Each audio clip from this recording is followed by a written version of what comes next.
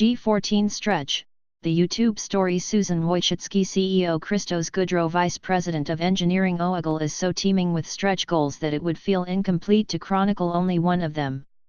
And so here is a second, the story of YouTube and how it grew exponentially with the stretch OKR superpower. Susan Wojcicki, according to Time magazine, is the most powerful woman on the internet. She's played a central role at Google from the start, even before becoming employee number 16 and the company's first marketing manager. In September 1998, days after Google was incorporated, Susan rented out her Menlo Park garage for the company's first office. 8 years later, as analysts doubted that YouTube would survive, she was a leading voice in persuading Google's board to acquire it.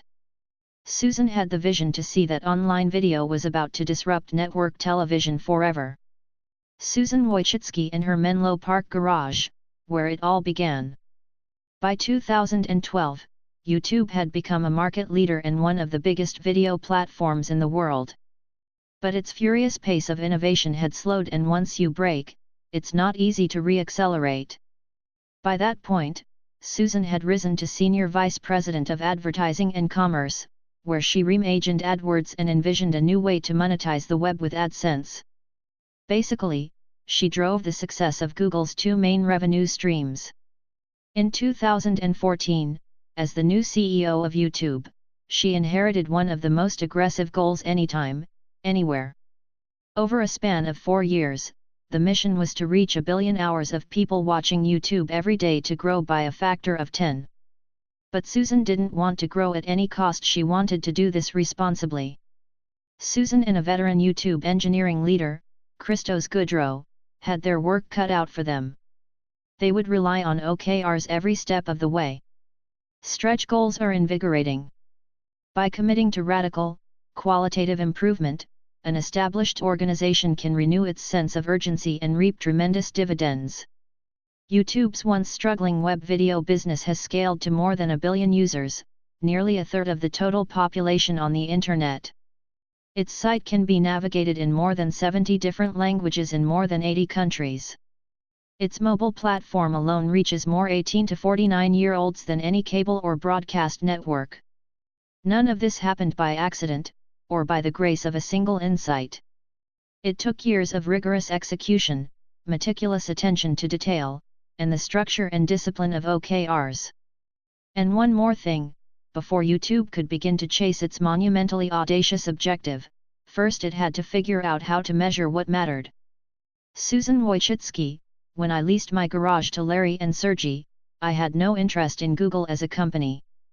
I just wanted them to pay the rent. But then I got to know them and how they thought about things. I had ideas for starting my own company, but it dawned on me that Larry and Sergey were better positioned to execute them. And then there was the day Google search went down and I couldn't get my work done. Google, I realized, had become an indispensable tool. I couldn't live without it. And I thought, this is going to be important for everyone. I was there when John Doerr came to talk to us about OKRs in the fall of 1999. By then we'd outgrown my garage and moved to 2400 Bayshore in Mountain View, an old Sun Microsystems plant. The whole building might have been 42,000 square feet, and we operated in less than half of it. We had the OKR meeting in the other half, the part reserved for all hands. I can remember John explaining the concept: this is an objective. This is a key result. And using the football analogy to demonstrate how OKRs were implemented. The other day, sorting through some files, I came across John's presentation on plastic laminate sheets for an overhead projector. That's how old it was. Larry and Sergey were good at listening to people who knew what they were talking about. I'm sure they argued with John, but they listened. They had never run a company or even worked in a company before. John came in and said, "This is a way you can run your business, and it's measurable and trackable." Measurables were intuitive to Larry and Sergey, and they had to be impressed by the fact that Intel used OKRs. Intel was such a great company, and we were so small by comparison. Judging from our experience at Google, I'd say that OKRs are especially useful for young companies just starting to build their culture. When you're little, with fewer resources, it's even more vital to be clear on where you're going. It's like raising kids. If you bring them up with no structure, and then you tell them as teenagers, okay, now here are the rules, well, that's going to be hard. If possible, it's better to have rules from the start. At the same time, I've seen mature companies do turnarounds and change people and processes. No company is too young to adopt OKRs, and for no company is it too late. OKRs require organization. You need a leader to embrace the process and a lieutenant to ride herd over scoring and reviews. When I ran OKRs for Larry, I sat in on 4-hour meetings with his leadership team, where he'd debate all the company objectives and people were expected to be able to defend them and make sure they were clear. The guidance for OKRs at Google was often top-down, but with lots of discussion with experts on the team and significant give and take on key results. This is the direction we want to go, now tell us how you're going to get there. Those long meetings enabled Larry to emphasize things he cared about, and also to vent frustrations, especially around service on our product OKRs.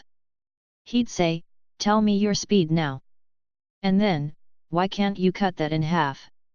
We still conduct our all-hands, top-level OKR meeting in a special video cast each quarter, though Google is now so large and multifaceted that it's hard to communicate everything we do to everyone.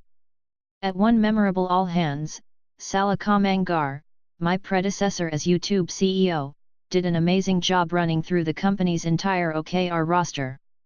Sala can put anything into context. But in general, the more detailed discussions take place within our teams. And you'll still find OKRs posted on the company and team pages on Google's intranet, updated in real time, where any contributor can access and review them. If you can't beat Google Videos, our free video sharing website, launched in 2005, 1 month before YouTube. When I ran it, the first clip we uploaded for users was a purple Muppet singing a nonsense song from an Italian movie about sex in Sweden. Sergi and I weren't sure what to make of it. But then my kids shouted, "Play it again." The light bulb went on. We saw a next-generation opportunity, a new way for people to create video for global distribution. We went about building an interface, and had our surprising first hit, 2 kids singing Backstreet Boys in their dorm room, with a roommate studying in the background. We carried some professional videos, too, but the user-generated content did better. The main flaw in Google Videos was a delay in our upload process. It broke a company rule for product development: make it fast. User-uploaded videos weren't immediately available to watch, whereas on YouTube they were a big problem. By the time we fixed it, we'd lost significant market share. YouTube was outstreaming us 3-1, but financially they were struggling. Swamped by demand, they urgently needed capital to build infrastructure. It was clear they would have to sell. I saw an opportunity to combine the two services.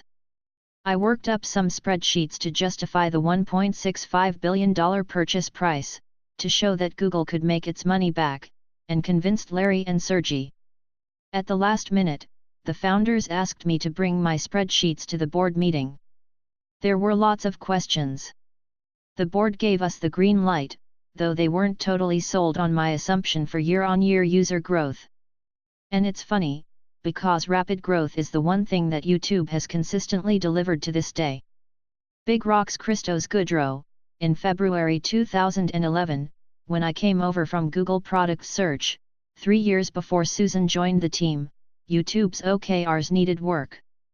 The company, around 800 people at the time, was producing hundreds of them each quarter. A team would open a Google Doc and start typing in objectives, and they'd wind up with 30 or 40 for 10 people, and less than half would actually get done. Engineers struggle with goal setting in 2 big ways. They hate crossing off anything they think is a good idea, and they habitually underestimate how long it takes to get things done. I'd lived through this at Product Search, where they'd insist, "Come on, I'm a smart person. I can surely get more done than that." It took discipline for people to narrow their lists to 3 or 4 objectives for their team, but it made a huge difference. Our OKRs became more rigorous. Everybody knew what counted most. After I took responsibility for search and discovery at YouTube, it only made sense to do the same thing there. Then Salakam Angar turned over day-to-day leadership for the tech side of YouTube to Shishir Mehrotra, and Shishir helped bring focus to the whole company. He used a metaphor called the Big Rocks Theory, which was popularized by Stephen Covey. Say you have some rocks, and a bunch of pebbles, and some sand, and your goal is to fit as much of everything as you can into a wide-mouth, 1-gallon jar. If you start with the sand, and then the pebbles, the jar will run out of room for all the rocks. But when you start with the rocks, add the pebbles, and save the sand for last, the sand fills the spaces between the rocks, everything fits. In other words, the most important things need to get done first or they won't get done at all. But what were YouTube's big rocks? People did their own things and let 1,000 flowers bloom, but no one could identify the top-level OKRs. Now leadership was saying, all of your ideas are wonderful. But could we please identify a few of them as our big rocks for this quarter, and for the year? After that, everyone at YouTube knew our top priorities. All of our big rocks would make it into the jar. That was a giant step toward the goal that swallowed the next 4 years of my life. A better metric: YouTube had figured out how to make money, but they still weren't sure how to grow viewership. Fortunately for the company and me, an engineer in Google Research Group was out in front of us. On a dedicated team named Sybil, Jim McFadden was building a system for selecting Watch Next recommendations, aka related videos or suggestions. It had tremendous potential to boost our overall views. But were views what we really wanted to boost? As Microsoft CEO Satya Nadella has pointed out, in a world where computing power is nearly limitless, the true scarce commodity is increasingly human attention.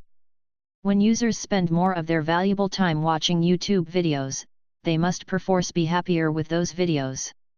It's a virtuous circle: more satisfied viewership, watch time, begets more advertising, which incentivizes more content creators, which draws more viewership. Our true currency wasn't views or clicks, it was watch time. The logic was undeniable.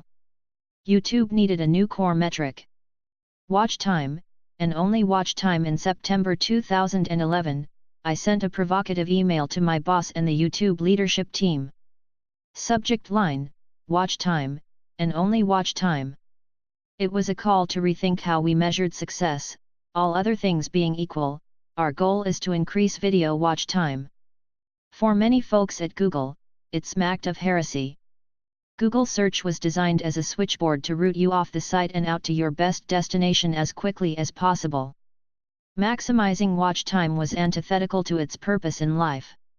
Moreover, watch time would be negative for views, the critical metric for both users and creators. Last, but not least, to optimize for watch time would incur a significant money hit, at least at the start. Since YouTube ads were shown exclusively before videos started, fewer starts meant fewer ads. Fewer ads meant less revenue. My argument was that Google and YouTube were different animals. To make the dichotomy as stark as possible, I made up a scenario: a user goes to YouTube and types the query, "How do I tie a bow tie?" And we have 2 videos on the topic. The first is 1 minute long and teaches you very quickly and precisely how to tie a bow tie. The second is 10 minutes long and is full of jokes and really entertaining, and at the end of it you may or may not know how to tie a bow tie. I'd ask my colleagues, which video should be ranked as our first search result? For those at Google Search, the answer was easy: the first one, of course. If people come to YouTube to tie a bow tie, we surely want to help them tie a bow tie. And I'd say, I want to show them the second video. And the search cohort would protest: why would you do that?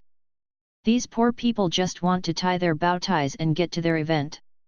They were probably thinking, this guy's insane. But my point was that YouTube's mission was fundamentally divergent.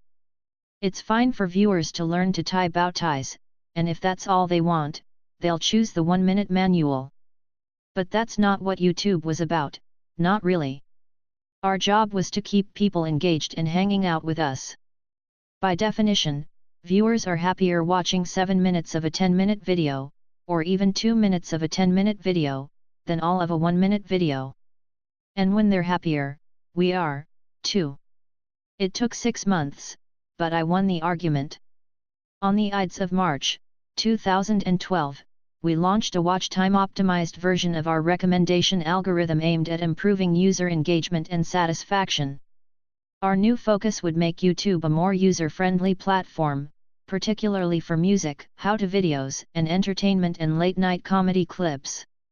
A big round number in November 2012, at our annual YouTube Leadership Summit in Los Angeles, Shishir gathered a few of us together. He said he was about to announce a big stretch goal to kick off the coming year, 1 billion hours in daily user watch time. There is power in simplicity, and round numbers are simple. He asked us, when can we get this done? What's the time frame? A billion hours represented a 10x increase, and we knew it would take years, not months. We thought 2015 was too soon, and 2017 sounded weird. Prime numbers, in general, sound weird. Just before Shishir took the stage, we settled on the end of 2016, a 4-year OKR with a set of rolling annual objectives and quarterly, incremental key results. Objective: reach 1 billion hours of watch time per day by 2016, with growth driven by key results: 1. Search team and main app, plus XX%, living room, plus XX%. 2. Grow kids' engagement and gaming watch time, X watch hours per day. 3. Launch YouTube VR experience and grow VR catalog from X to I videos. Principled stretch goals can be crushing if people don't believe they're achievable. That's where the art of framing comes in. Clever manager that he is, Shishir cut our BHAG down to size. While 1 billion daily hours sounded like an awful lot, it represented less than 20% of the world's total television watch time. Introducing that context was helpful and clarifying, at least for me. We weren't gunning to be arbitrarily big. Rather, there was another thing out there way bigger than us, and we were trying to scale up to it. In pursuing our mission over the next 4 years, we weren't 10x absolutists. In fact, we'd commit to some watch time negative decisions for the benefit of our users. For example, we made it a policy to stop recommending trashy, tabloid-style videos like World's Worst Parents, where the thumbnail showed a baby in a pot on the stove. 3 weeks in, the move proved negative for watch time by 0.5%. We stood by our decision because it was better for the viewer experience, cut down on clickbait, and reflected our principle of growing responsibly. 3 months in, watch time in this group had bounced back and actually increased. Once the gruesome stuff became less accessible, people sought out more satisfying content. Once the billion-hour BHAG was set, however, we never did anything without measuring impact on watch time. If a change might slow our progress, we'd be scrupulous about estimating just how much. Then we'd build internal consensus before going through with it. Getting up to speed. Susan Salakomangar most enjoys the earlier stages of companies. He likes taking them to the next level, he's really good at that. By 2012, YouTube had grown into a big organization, and Sala decided to move on. The company had split into 2 factions, business and technology, and needed someone to bring them together. After leading AdWords for a decade, I was used to complex ecosystems. I was eager to take on the challenge of unifying YouTube. When YouTube leadership set the 1 billion hour daily watch time goal, most of our people judged it impossible. They thought it would break the internet. But it seemed to me that such a clear and measurable objective would energize people, and I cheered them on. By February 2014, when I came over, YouTube was nearly a third of the way through the 4-year, mega stretch OKR. But while the objective was well planted, it wasn't quite on pace. Watch time growth had dropped significantly below what we needed to make our deadline, a source of stress for all involved. While Google aims for a grade of 0.7, or 70% attainment, on stretch goals in aggregate, and there are times people totally fail. No team goes into an OKR saying, let's settle for 70% and call it a success. Everyone tries to get to 100%, especially once an objective seems within reach. It's safe to say that no one at YouTube would have been satisfied to reach 700 million daily watch time hours. In all honesty, though, I wasn't certain we'd reach the billion hours on time. I thought it would be okay if we missed by a little bit, as long as everyone stayed united and aligned. I'd seen us miss objectives at Google, and we'd renew our focus and roll them forward. In 2007, when we introduced AdSense to monetize the whole web, the launch was a quarterly OKR. We worked really hard to release it to the actual day but wound up 2 days late. No harm was done. Maybe the best thing about OKRs is how they track your progress to a target, especially when you're behind schedule. When I ran Google's mid-quarter OKR updates, the point was to figure out how to fix things and get back on track. The updates were opportunities to gather the leadership team and say, okay, I want each of you to name 5 projects you can implement to bring us closer to our goal. We'd extend the OKR and promote positive behavior. So I wasn't super worried about hitting the billion hours before the clock struck 12. Christos Goudreau, the OKR's guardian, had another perspective. The billion daily hours had become his white whale. Not long after I joined the company, at our up-to-speed meeting, Christos presented me with a deck of 46 slides. By number 5, he'd made his point loud and clear: we needed to catch up. Christos, I was very concerned. Each year we announced our annual objectives and areas of focus. From 2013 through 2016, the billion-hour OKR headlined the presentation. We also had clear interim milestones to stay on track. When I first met with Susan, I thanked her for keeping our 10x goal. Then I said, by the way, we're way behind. I'm freaked out and I hope that you're at least a little freaked out. And when you're making decisions about what to prioritize and where to lean, please keep in mind that we are not going to meet this watch time OKR if we don't do something about it. Susan, I had some pressing concerns. One was a rearguard action with Google's machine people, to make sure we had the infrastructure to support our goal. It takes a flood of bytes to get YouTube videos from our data centers to the user, way more than what's required for email or social media. The technical term is egress bandwidth. We do everything we can to guarantee in advance that Google will have enough servers to route all those bytes to deliver your cat video to your phone or laptop. After announcing the billion-hour OKR, YouTube's leadership team went on a charm offensive to reserve the bandwidth we'd need through 2016. When I took the reins, Google's server group asked to renegotiate what must have seemed like an exorbitant spend.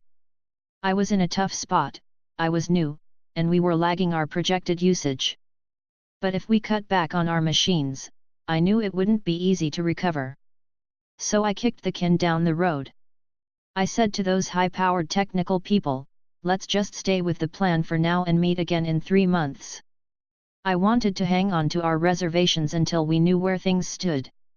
3 months later, we had more data and more growth and an easier case to make. The billion-hour OKR was a religion at YouTube, to the exclusion of nearly all else. It's important to respect people's religion, and I wanted to support that big stretch goal. But it was so black and white that I feared it could be detrimental if not properly managed.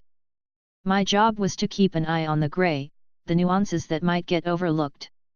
Daily watch time is driven by 2 factors, the average number of daily active viewers, or DAVs, and the average amount of time those viewers spend watching. YouTube was doing a good job on the second variable, but that was lower-hanging fruit.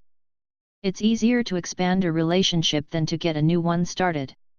Our research showed a lot more growth potential in enlarging our user base than in getting teenage boys to watch twice as much YouTube. We wanted new users and so did our advertisers. Mutual support. Christos, whenever you get new leadership, everything's up for review.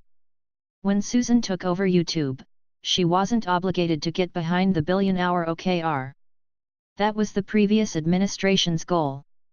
She could have reverted to a views goal, or one more oriented toward revenue. Or she could have kept the watch time OKR but added 3 others of equal or greater priority. Had she done any of those things, we would never have reached the billion hours on time. We'd have gotten distracted and never caught up.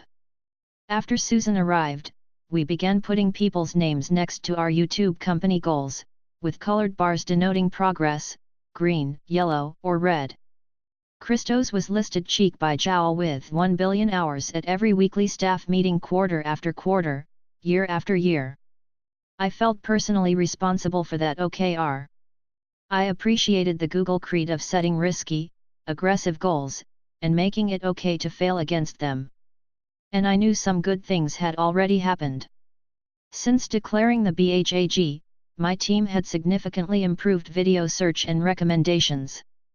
We were the tip of an OKR spear that had raised YouTube's profile and stature throughout Google. The company's morale had never been higher. I'd hear marketing people discussing watch time with real fervor, something I never would have expected. Even so, this OKR was different, for the company and for me. Early on I told Shishir that if we failed to make our 4-year deadline, I'd resign from Google, and I meant it. I know that sounds melodramatic, but it's how I felt. And maybe that intensity of commitment helped me stick with it. By New Year's 2016, the beginning of our gun lap, we were on schedule, but just barely.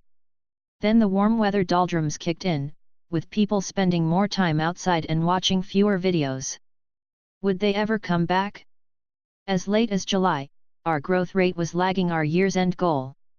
I was nervous enough to ask my team to think about reordering their projects to re-accelerate watch time. In September, folks returned from their summer travels. As old viewers resumed their habits and new ones tuned in, all of our search and recommendations improvements were amplified.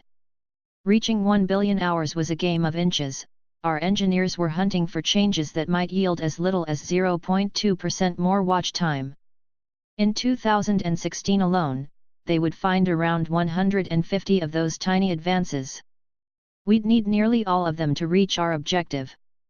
By early October, daily watch time was growing well beyond our target rate. That's when I knew we were going to make it. Still, I kept checking our watch time graph every day, 7 days a week. When I was on vacation. When I was sick. And then, one glorious Monday that fall, I checked again and saw that we'd hit 1 billion hours over the weekend. We'd achieved the stretch OKR many thought was impossible, ahead of schedule. The next day, for the first time in more than 3 years, I did not check the graph. Our landmark OKR had some unanticipated consequences. Through the 4-year push to reach the 1 billion hours of daily watch time, our daily views soared in parallel. Stretch OKRs tend to set powerful forces into motion, and you can never be sure where they'll lead. Another big lesson, for me, was the importance of support from the top, from Susan, of course, but also from Larry and Sergey. The founders weren't personally enmeshed in YouTube's business. They had no way to be certain we had chosen the best possible course, though I think they were happy it was ambitious and clear. But when lots of people in Google search were openly skeptical about our OKR, both Larry and Sergey were willing to say on stage, YouTube has this billion-hour goal, and they're still working toward it, and I support that. They gave us the autonomy we needed to meet the objective we'd set. Susan Wojcicki celebrating YouTube's 10th birthday, 2015. Thinking bigger. Susan, aspirational goals can prompt a reset for the entire organization. In our case, it inspired infrastructure initiatives throughout YouTube. People started saying, if we're going to be that big, maybe we need to redesign our architecture. Maybe we need to redesign our storage. It became a prod for the whole company to better prepare for the future. Everybody started thinking bigger. Looking back, I doubt we could have reached the goal in 4 years without the process, structure, and clarity of that stretch OKR.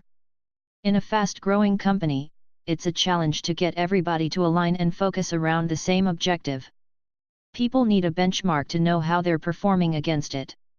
The catch is to find the right one. The billion hours of daily watch time gave our tech people a North Star. But nothing stays the same. In 2013, the watch time metric was the best way to gauge the quality of the YouTube experience. Now we're looking at other variables, from web-added videos and photos to viewer satisfaction and a focus on social responsibility. If you watch 2 videos for 10 minutes apiece, the watch time is the same, but which one makes you happier? So by the time this book is published, we may have found a whole new metric to grow by.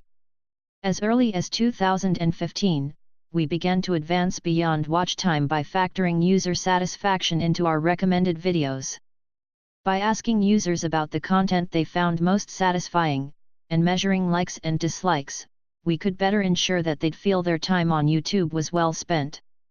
In 2017, we introduced a breaking news shelf on the homepage, which focused on surfacing the most prominent and relevant content from authoritative news sources. To this day, we are working to incorporate a broader array of new and meaningful signals into our recommendations. As our business grows, and YouTube's role in society evolves, we will continue to hunt for the right metrics for our services and with them, the right OKRs.